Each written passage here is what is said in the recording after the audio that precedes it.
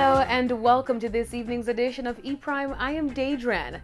Minister of Entertainment Olivia Babsy-Grange has dismissed rumors that reggae icon Frederick Toots Hibbert has died.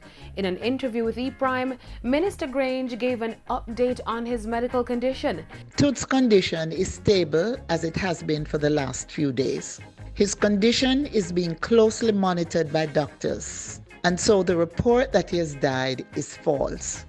The minister also notes that she is in close dialogue with the medical professionals who are assigned to the reggae legend. She also stated that persons interested in showing their support for Toots could do so by donating blood. We're asking those who are desirous of giving support and are willing to do so to donate blood to Mr. Hibbert's account at the blood bank at UWI or at Sliping Road. She encouraged members of the public to pray for the cultural icon's recovery. Toots Hibbert is known as the leader for the reggae and ska band Toots and the Maytals. The Maytals became one of the most popular vocal groups in Jamaica back in the 1960s, recording with producers like Prince Buster, Byron Lee, among others. Now, dancehall heavyweights Beenie Man and Bounty Killers vs. Clash was voted fan favorite in a poll published by Billboard.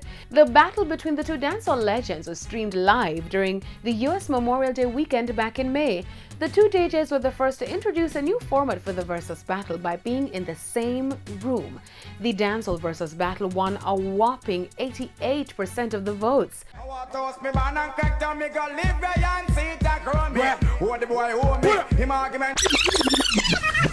Romy, him don't know me, me have nothing to do with Romy. You know who Romy is? I just see him about Romy. Yo! Somebody said something about time. Somebody said something. R&B icons Brandy and Monica took home second place with 3.53% of the votes. Power of dancehall.